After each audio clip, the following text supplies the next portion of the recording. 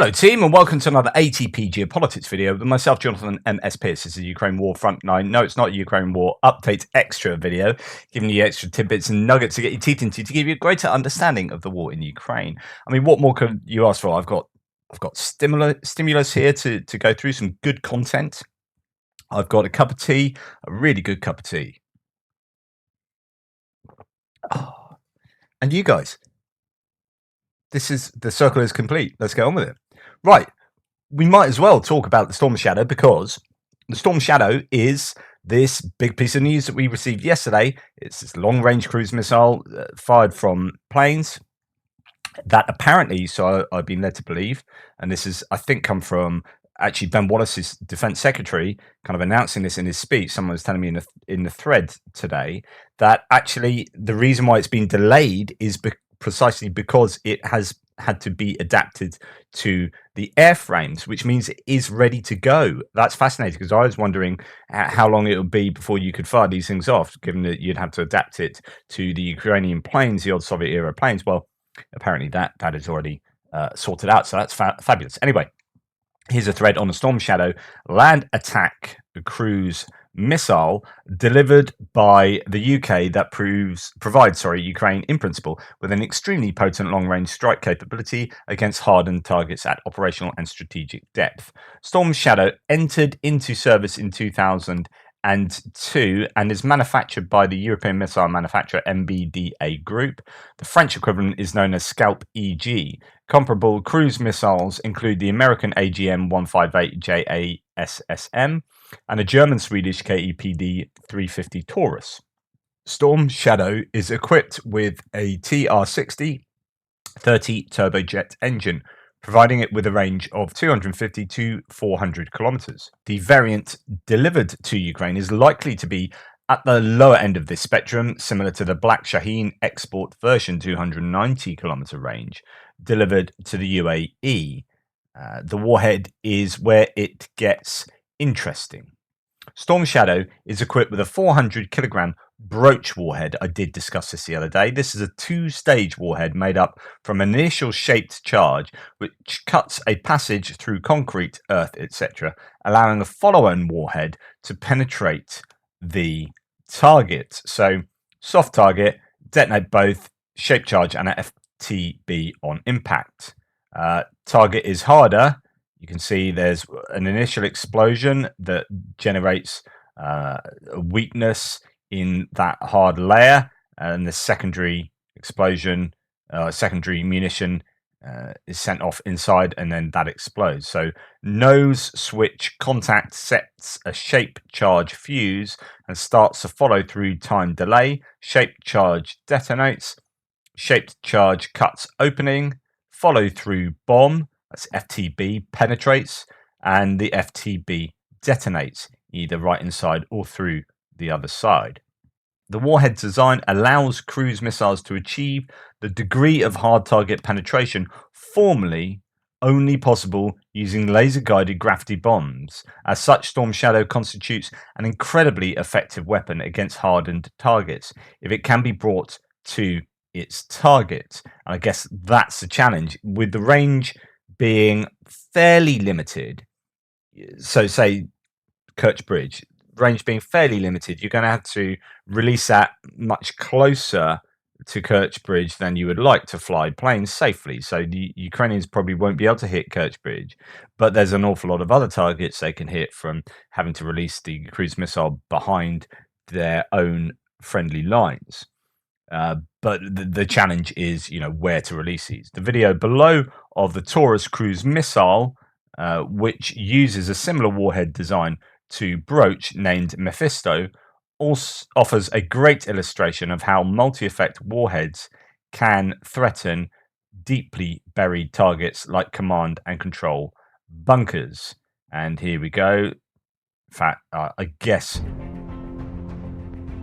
you need to hear that. So let's have a little look at this again. So here it drops. There we go. First impact, hollow charge, penetrator, bang, and kinetic impact there. deeply buried target explodes. And that's how that works.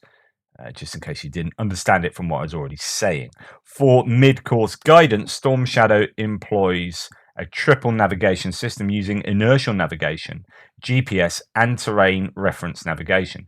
For terminal guidance, it uses an imaging infrared seeker and automated target recognition software for pinpoint accuracy.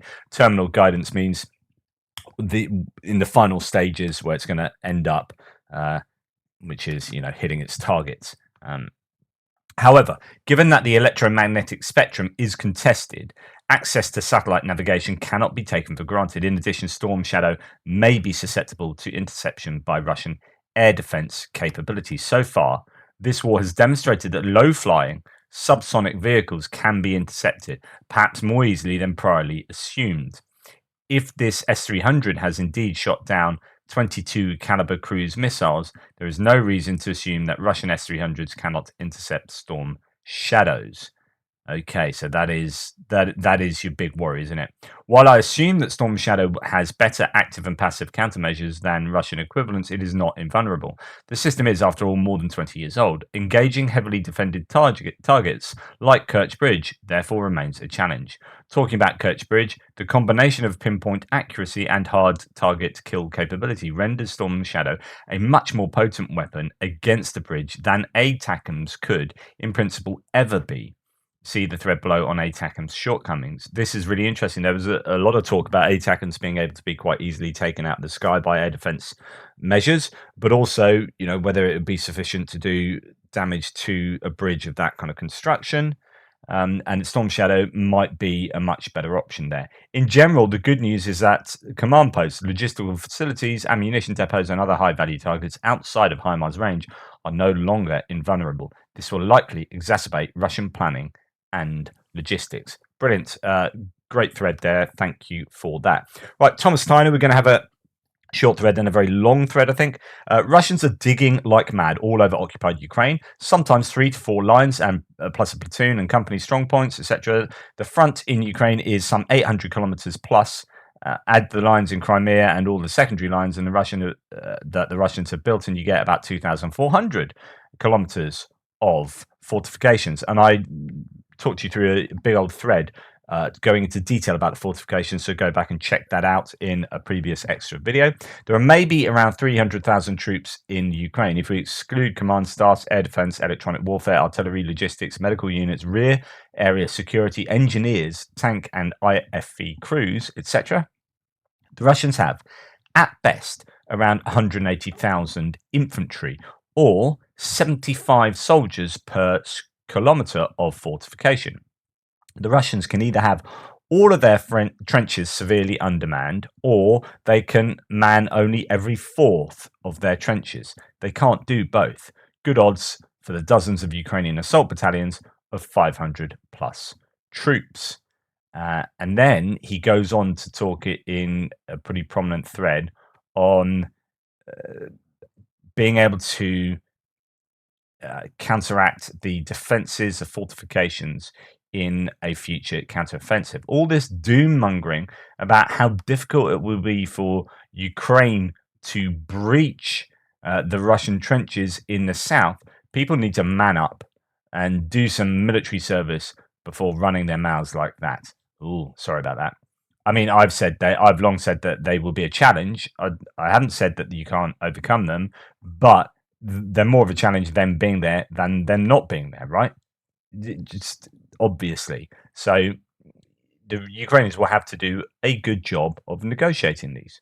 Yes, breaching a defensive line with an anti-tank ditch out front, a minefield, deep trenches filled with machine guns and ATGM teams is difficult if you don't have the right tools. A trench line is barely an inconvenience for NATO because of this, but this is precisely what the Ukrainians don't have, which is the ability to leather these trenches with a whole load of aerially released munitions. You don't have your warthogs being able to slam a bunch of heavy lead against the ground. Ukraine doesn't have air supremacy, but Ukraine is receiving other tools, like, for example, the JDAM ER bombs to plow through those Russian trenches. Here, a Taliban compound is flattened by GBU 32 JDAMs, 1,000-pound Mark 83 bombs. Ukraine won't be able to use the JDAM ERs at their max range of 70 plus kilometers. JDAM ER are Mark 80 series bombs with added INS, GPS guidance, so inertial guidance and GPS guidance, the joint direct attack munition part, and glide wings, the extended range part. JDAM ER come in 500 pounds and 2,000 pounds varieties, but Ukrainian fighter jets can't release them at great height due to the risk of Russian air defense systems. However, Ukrainian Su-25 fighters have been lobbing unguided S-24, S-25 rockets at the Russians from 3 kilometers behind the front, so Ukraine can likely toss JDAM ER bombs at the Russians from the same distance. Of course, if you drop them from a much lower altitude, very close to where they aim to land, then your range is severely shortened compared to what they possibly can do.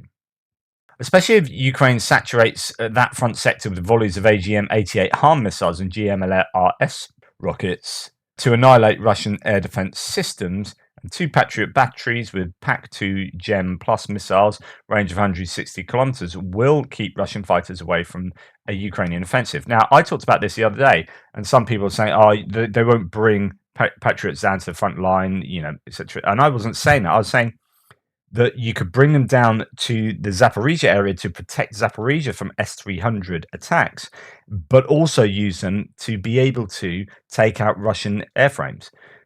This seems eminently sensible to me. So you could have it fairly safely back somewhere behind the line and still be able to cover pretty much the entirety of the Zaporizhia Oblast in terms of taking out Russian airframes. That's got to be a component of the counteroffensive. It really has to be, because if you can take out those Russian Air Force, the Russian Air Force in this area, and start being able to use your own Air Force to a greater extent, higher in the sky, giving your munitions a greater range, this is going to be supremely advantageous for the Ukrainians. So yeah, I completely agree with that idea.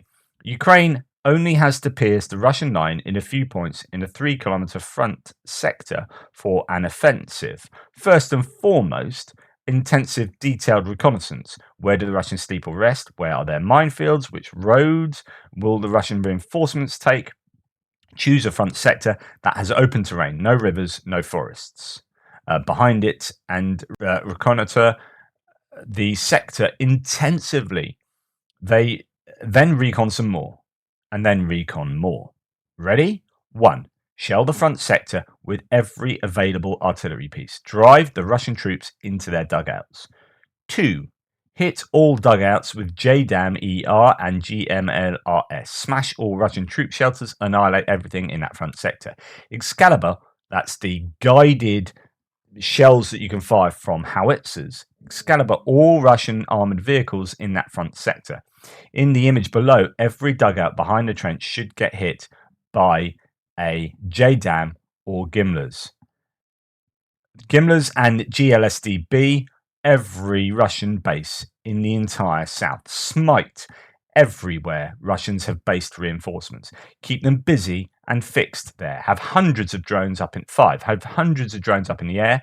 Yes, Ukraine will lose a lot of them, but it is imperative to spot Russian reinforcements as soon as possible, to hit them with artillery and or smart or bonus top attack submunitions. So these are the artillery rounds, the smart ones and the bonus ones that can split out and have 2 parachute munitions that then can acquire a target, like a couple of tanks, or one tank can go for that, and they are then top attack munitions that come down in the weakest point of the armor. So those are really useful smart or bonus top attack submunitions.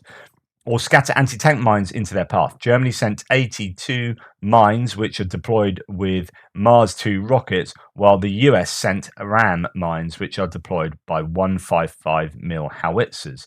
Lots of ways of laying huge numbers of mines over the land that will really cause the Russians a lot of trouble, of course. The flip side is that if you're going to drive through that land yourself, then you've got to clear those mines up too. These mines can be set to self-destruct. And here it goes. After 3 or 6 hours, 82 and 4 hours RAM, enough time to breach the Russian line. After the Russian trenches have been ploughed through, send your Leopard 2A6s, CV90s, Bradleys, Leopard 2A4, Marder, Challenger 2, etc. forward, but have them stop before the minefields, which you hopefully did reconnoiter extensively beforehand. Every vehicle has to keep an eye out for Russian survivors. Use the tank's 120mm guns and IFE autocannons to make sure the Russians can't set up anti-tank guided missiles. Time to clear the mines. The US sent through mine clearing line charge, I call this Miklik, I don't know if anyone else does, to Ukraine to clear a path from New York to Philadelphia. Mikliks are fired by a rocket into a minefield and then detonated to destroy or set off the mines. Afterwards, an armored engineer vehicle with a mine plow clears a path through the blasted area to ensure no mines remain. Here, a US Army M1150 assault breacher vehicle fires a Miklik, detonates it, then plows through the scorched earth. Mikliks are 107 meters long, or 350 feet, and contain about 1,800 pounds of C4. These are substantial pieces of equipment. We have seen them being used in the Bakhmut area by the Ukrainians as offensive weapons. They laid a couple of those charge lines down a road and exploded them, taking out, well, the intention would have been to have taken out the Russian soldiers hiding in those houses or along that road.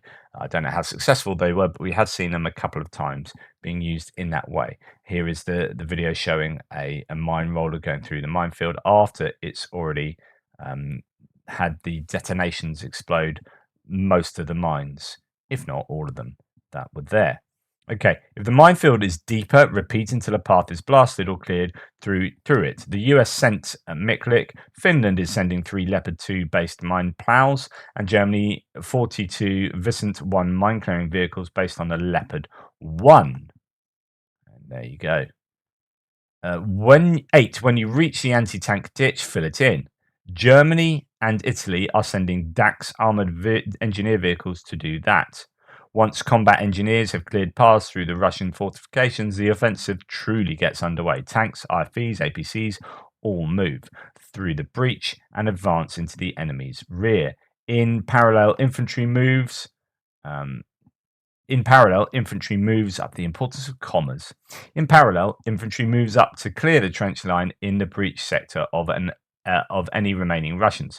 Ideally, 8 to 10 paths have been cleared in a 3-kilometer wide sector of the front, and Ukrainian columns now pour through them. It's time to throw the Russians into disarray, like during the Kharkiv offensive.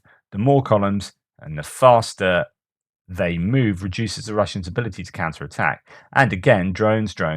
Send them all in. Look for the Russians, find them, hit them. Panzerhaubitze 2000, AS-90, AHS Krabs, M106, N109A6 Paladin, Susanna 2, M142 HIMARS, M270 MRLS, and whatever Soviet-era self-propelled armored artillery remains. Use it all to hit Russian forces the moment they are spotted. Nothing demoralizes as much as getting hit by artillery 5 minutes after arriving at a place where you're supposed to set up a defensive position, and use all your Excalibur rounds with the Swedish archers. So these are the self-propelled howitzers that have a really good range, particularly with the Excalibur rounds that are also super accurate because they have guidance. Archer set Excalibur fuses automatically in 0.2 seconds and can fire them 10 kilometers further than the N777 and M109A6. And Archer has the highest rate of fire. I showed you a video of them firing, just shooting off loads per minute, comparatively speaking. While tanks and IFVs, AMX-10RC, and other armored fighting vehicles seek out enemy formations and destroy them, have infantry in strikers and MRAPs, mine-resistant armored protection vehicles, sort of big 4x4s, that are more resistant to getting blown up by mines, followed to secure the rear, eliminate Russian stragglers, handle POWs, and secure the supply lines. And bring in those supplies ASAP. You want to win, you have to fuel your armor. A steady stream of supplies secured by a lot of Ukrainian troops in the rear are essential to keep the offensive going. If the rear isn't secured, your troops are going to get bogged down without supplies, like the Russians a year ago around Kyiv. And where should the Ukraine attack? Thanks to Brady Efrick's excellent work, we know where the Russians expect Ukraine to attack. He mapped all the Russian fortifications in red. Ukraine's main objectives in the south are, and you can see the fortifications there. Seems to be something of a lacking there. Melitopol and Mariupol. So Melitopol is here, Mariupol is there. Secondary objectives are the Perekop Isthmus going down into Crimea, to cut off a Russian retreat to Crimea, and a pincer into the rear of the Donetsk. So how would I attack? Depends on the available forces. With 9 mechanized brigades, 3 artillery brigades, 2 engineer brigades, and follow-on forces to secure the rear, I would attack, break through, and pursue 3 directions. South to Mariupol, west to Bilmak in the rear of the Russian front to panic the Russian troops there, and east to Amrovsivka, to make holding Donetsk city impossible for the Russians. So this is going there, there, and there. Donetsk city impossible for the Russians. Once these objectives are secured, I would pursue limited attacks in the east to secure the border with Russia and encircle Donetsk from 3 sides, while throwing most forces into a push towards Berdyansk and Tokmak. From the Berdyansk Spit, GLSDB, so ground launch small diameter bombs, can reach and destroy the Kerch Bridge, while once Tokmak is reached, all those difficult to take Russian trench lines are cut off and the Russian troops will panic and abandon them. Last but not least, a push to liberate Melitopol. Interesting. So, taking it in different stages like that. The offensive would remain under the cover of Patriot. That's the blue circle. And GLSDB, the green circle with Gimlers, orange.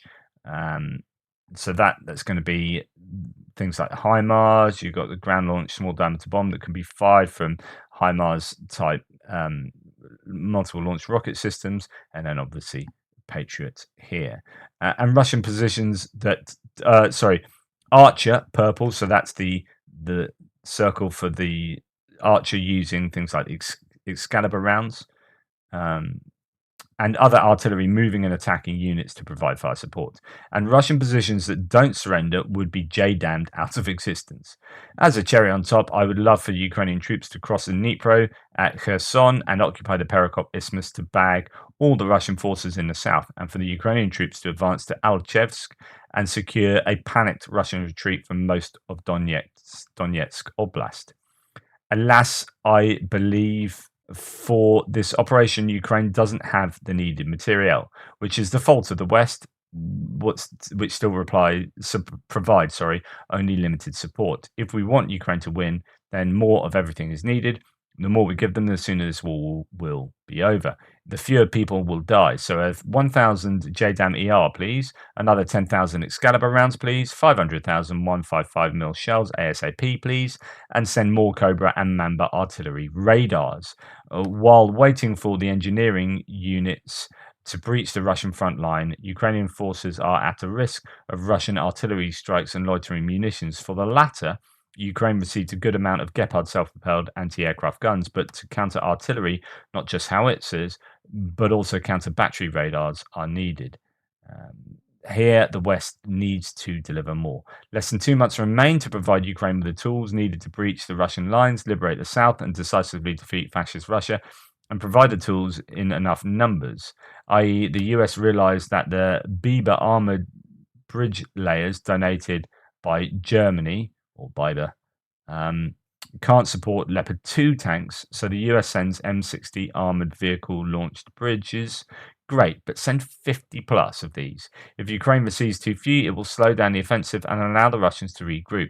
That applies to everything from fuel to ammo to food to drones, etc. etc. I've talked about this before myself, which is whatever you think you need to give Ukraine, you need to, like, I don't know, increase that by 40%. You need to have enough elbow room or headroom.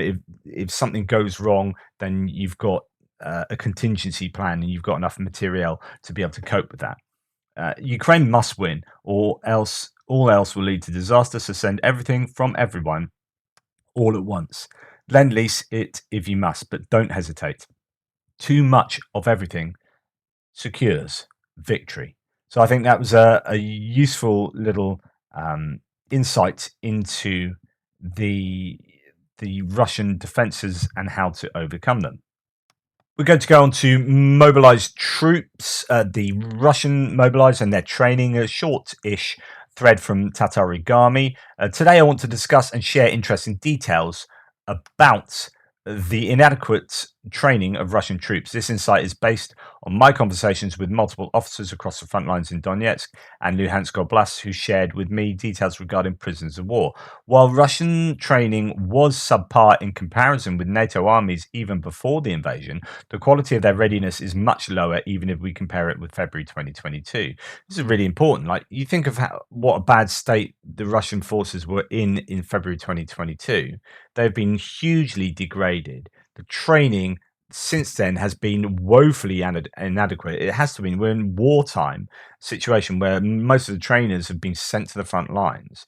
So the force quality issue, you're replacing experienced troops who aren't as good as one might have thought they were anyway, and you're replacing them with like far worse quality. So that force quality of the Russian army is just poor and getting poorer. Anyway, it's even worse than February 22. Several anecdotes indicate that some soldiers haven't even fired a single shot prior to deployment. The tactic remains unchanged. Hours or even days of artillery barrages, occasional airstrikes and mortar fires, followed by what can be called meat waves, assault groups comprised of soldiers who lack training beyond basic, if any at all. The process of deterioration of the Russian army is accelerated by the appearance of dozens of so-called PMC, private military companies, which are not really PMC, but more of a privately sponsored units by various businessmen, politicians, or corporations. Based on confessions, it is evident that some units receive much better training than the rest of the Russian army. So it's really quite variable, and I've played you videos and talked through threads where that has been evidenced. Some Wagner units, not convict units, look down on mobilized units and do not trust them, creating animosity between those units. However, despite these issues, the Russian army is still capable of advancing. So the question is how? The answer is quite simple. Russia still maintains a significant advantage in artillery means and ammunition. Despite Russia's ammo shortages, their artillery remains the main threat, as it allows even the lowest graded soldiers to take over positions that were turned into rubble by intense artillery fire. It is crystal clear that Ukraine can defeat such an army if we have enough means. While some people continue to claim that Ukraine has everything it needs, this is far from the truth. The reluctance of some countries to provide aid is staggering, as this is the only thing that prolongs this war. The insufficient number of resources that hinders our ability to liberate our territory. Okay, there you go. Now, talking about Wagner, this is an interesting interview on Times Radio that someone put onto me, and I listened to it all. Very good. This was Times diplomatic editor Roger Boys. I was going to excerpt here, but he ums and ahs more than I do, and it's actually, I listen to this on 2 times speed because both of them speak quite slowly. So I doubled the speed of this, and it's all right.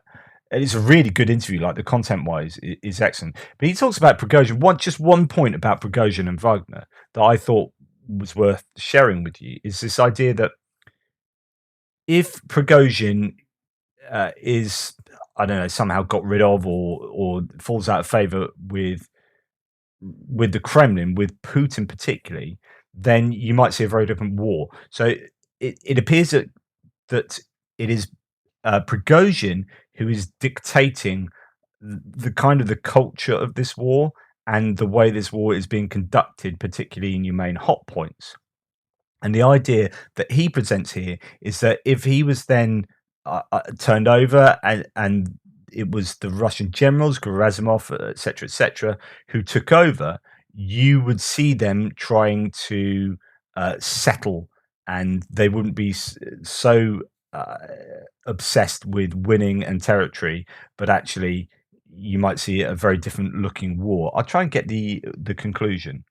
Would you say, from what you're saying then, is it fair to say that the future of Yevgeny Prigozhin and President Putin are inextricably linked, and what happens in Ukraine will be definitive?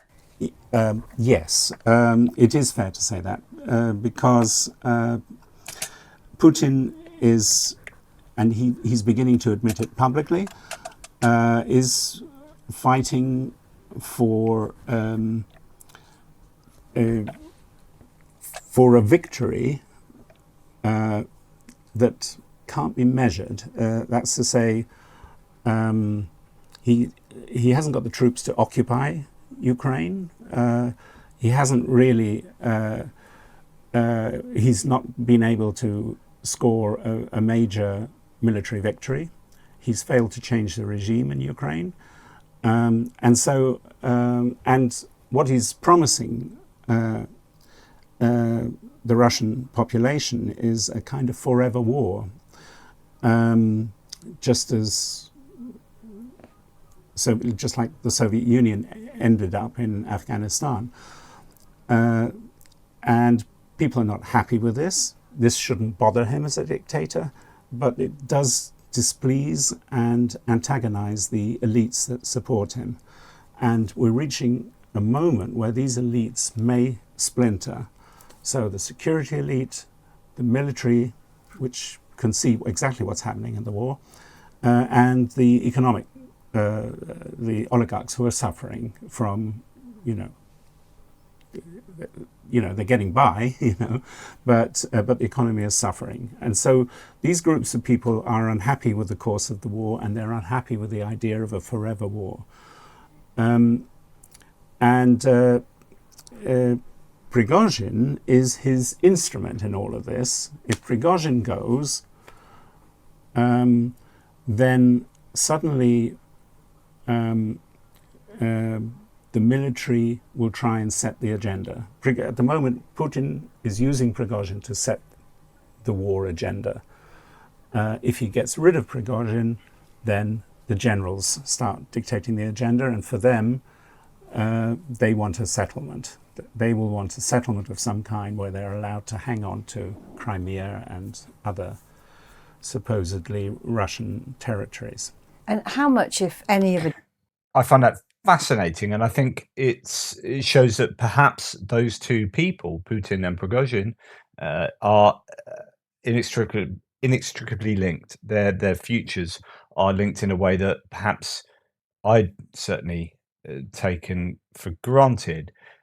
And Putin needs Prigozhin to be in that role for as long as possible, and that's why he hasn't got rid of him so far. There's been all this infighting between the MOD, Russian MOD, and the Wagner PMC leader, and you think, well, surely he would have just offed him by now. But actually, he's allowing Prigozhin to execute this war in a manner that is most in accordance with what Putin wants, so that he has at least some chance of achieving his aims. If the Russian generals were to take over, there's a chance that they could be more aligned or working with perhaps other entities, Russian elites, that aren't so happy about this forever war. And Putin's only chance is to stop those generals from taking over. I don't know. What do you think?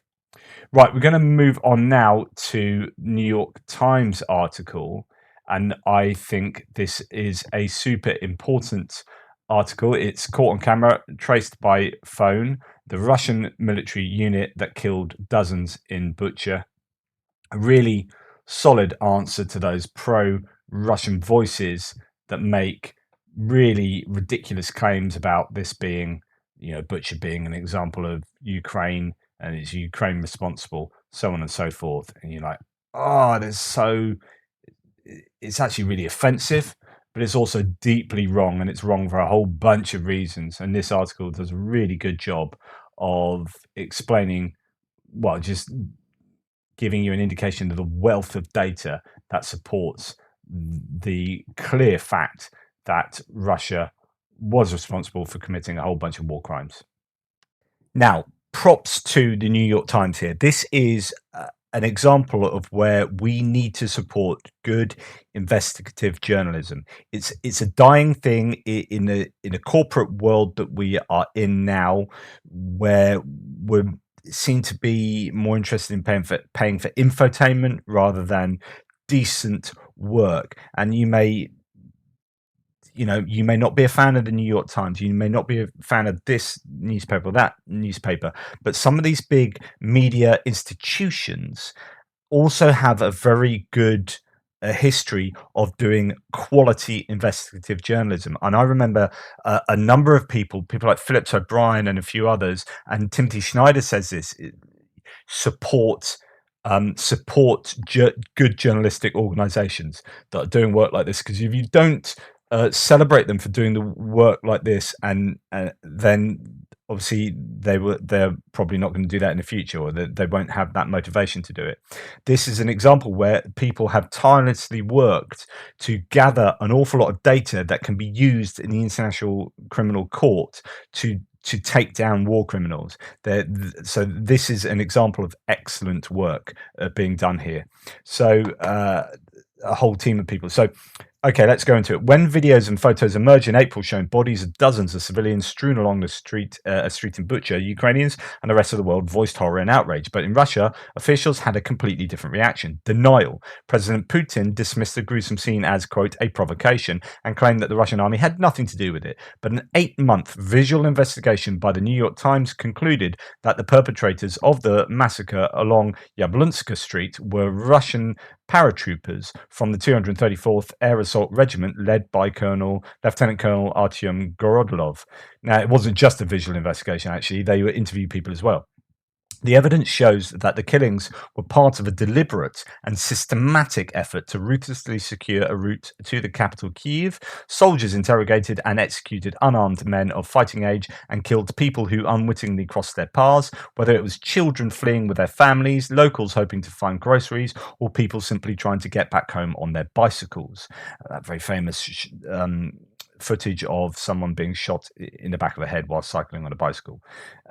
Times reporters spent months in Bucha after Russian forces withdrew, interviewing residents, collecting vast troves of security camera footage, and obtaining exclusive records from government sources. In New York, Times investigators analyzed the materials and reconstructed the killings along this one street down to the minute. Some of the most damning evidence implicating the 234th included phone records and decoded call signs used by commanders on Russian radio channels. It all points to a brazen and bloody campaign that turned a quiet suburban street into what residents now call the Road of Death.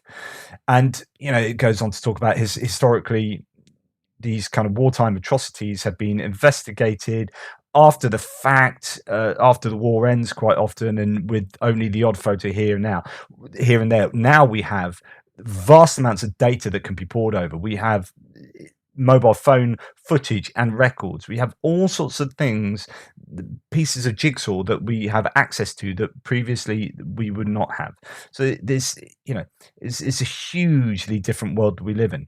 What differentiates the evidence discovered in Bucha, the report continues, are the scale and detailed that link a single unit and its commander to specific killings with possible implications for ongoing investigations. The International Criminal Court, ICC, is already investigating possible war crimes and other atrocities in Ukraine. Quote, this kind of digital evidence is a sea change, especially compared to past investigations such as in the former Yugoslavia. Right. The people in the threads below who are pro-Russian, who deny this, you can't deny this, right? The probability of you being correct, given troves of evidence that point to you being incorrect and to Putin being incorrect, and given the whole notion of the improbability of some kind of conspiracy taking place in a town that's already occupied by the Russian troops, visually, verifiably so, is just astronomically low. The probability that the pro-Russian voices and people like Gonzalo Lira and people like Scott Ritter, probability of those accounts being true is minute. And in order for that, I mean, again, I talk about prior probability and posterior probability in a kind of Bayesian analysis of claims, competing hypotheses.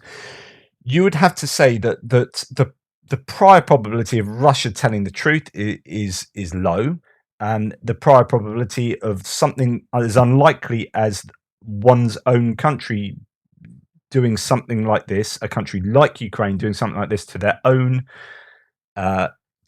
people in an area that's occupied by the Russians is insanely low, right? So in order to overcome a very low prior probability, so before we look at the data, the probability of the Russian claims being true is very low.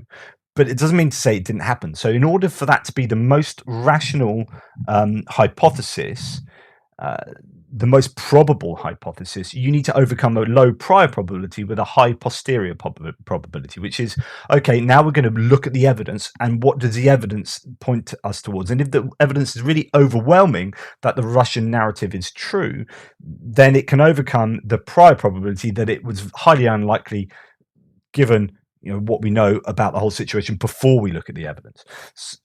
But the reality is that all of the evidence supports the Ukrainian claims, which is these were carried out by Russians. These were war crimes carried out by Russians. In other words, Russians are on a hiding to nothing in trying to defend this idea that it was the Ukrainians what did it.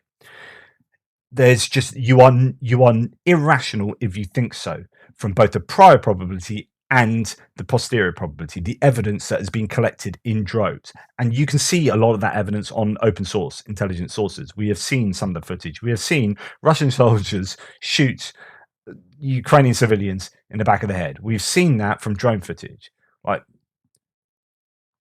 So anyway, to continue, but the work here that the New York Times is doing is absolutely freaking important for being able to put these people away, to actually isolate literally the names of the people, and they've been able to do this. So a paratrooper unit emerges as a culprit. While various military units were present in Bucha and the death toll across the city reached over 400, the Times identified the 234th Regiment, a paratrooper unit based in the city of Pskov in western Russia, as the main culprit in the Yablunska Street killings. Airborne units like this are considered some of the best trained and equipped in the Russian military. Evidence of the 234th's involvement includes military equipment, uniform badges, radio chatter, and packing slips on munition crates. And they've done a load of piecing together the jigsaw puzzle to say, yeah, we know it was this unit that was doing this stuff. Certainly they're present. Phone records and digital fingerprints. So residents in Bucha said that when Russian soldiers interrogated them, they often seized their phones. Suspecting the soldiers may also have taken the phones of victims, our reporters obtained from Ukrainian authorities a database of all calls and messages placed from the Bucha region to Russia during March. As we interviewed victims' relatives, we collected their phone numbers and checked if they were in the database. A chilling pattern emerged. Soldiers routinely used the phones of victims to call home to Russia, often only hours after they were killed. So the people who owned the phones were killed, and then their phones were used hours later by Russians to phone to Russia. By analysing the phone numbers dialed by the Russian soldiers and uncovering social media profiles associated with their family members, the Times confirmed the identity of 24 paratroopers as members of the 234th Regiment. In many cases, we interviewed their relatives and spoke to some of the soldiers themselves, two of whom confirmed that they were in the 234th and served in Bucha. We cross-referenced our findings with personal data sourced from leaked and official Russian databases provided by the Center for Advanced Defense Studies, a Washington, D.C. non-profit group focused on global security. And then it talks about, the details of the sorts of people who were killed. Nearly all the victims we identified on Yablunska Street were civilians or Ukrainian POWs. Killing them could be prosecuted by the ICC and deemed war crimes under international humanitarian law. Because of their systematic and widespread nature, the killings in Bucha could also amount to crimes against humanity, which is an even worse thing than war crimes, right? Russia has not joined the ICC and is unlikely to cooperate on any potential future cases that involve Russian soldiers. But the killings were not a random act of violence. Our investigation shows, and again, I'm only picking out bits of this, shows that Russian troops intentionally killed them, apparently as part of a systematic clearing operation, where Ukrainian people were rounded up and executed. Dozens of civilians were shot dead. So this is a dereliction in the chain of command. Lieutenant Colonel Artyom Gorodolov, the regiment commander at the helm of the 234th, oversaw operations of the paratrooper unit in Bucha. Times investigators obtained documents that confirmed the call sign he used when communicating over the radio with his troops. So they know he was there, they know he was talking to them, they know what his call sign is. Security cameras along Yablunska Street captured some of this radio chatter, establishing that Lieutenant Colonel Gorodolov was in command, and two soldiers in the 234th who served in Bucha confirmed in interviews that he was there. So this all happened at the time. We know who the commander was. This all happening by his troops. We know he was in command of them. This is some kind of dereliction in the chain of command, or was just directly ordered by him. After Russian troops retreated from Kiev, Gorodolov received a promotion to colonel, and that ceremony was held just days after the shocking images from Bucha emerged. Absolutely shocking, and I'm sure there's lots more to add to that. They will be, I presume, giving all of this data to the ICC. And there are different organisations. The Ukraine the Latest podcast had interview with two that I played parts of recently, and they were journalists who are out there doing this work, interviewing tirelessly, getting meticulous data to present a case, and they said the data is absolutely phenomenal. There is just so much data. The Russians really are in trouble in terms of what they've done, as they should be, and in terms of the amount of data that can be used against them in a court of law. Will they ever see a court of law? I don't know, but the fact that the Times here has got names of a couple of dozen of these people is worrying. Those people won't be able to travel to any ICC country potentially if this all gets sort of synthesized, analyzed, and presented. And who knows what will happen going forward at the end of this war? What will happen with Russia? Whether any of these people will ultimately be held to account? You would hope so. But anyway, well done, and New York Times. We must support this kind of decent moral activity when it happens. These are people doing the right thing to bring the bad people on earth to justice, and long may that continue. Well, it'd be nice if such people weren't committing such atrocities, but if they do, then let's support the people who are working hard to bring them to account. Anyway, thank you so much for your support. That's all for today. There is, as ever, so much to talk about. It's a bit of a smorgasbord. I hope it was of interest to you.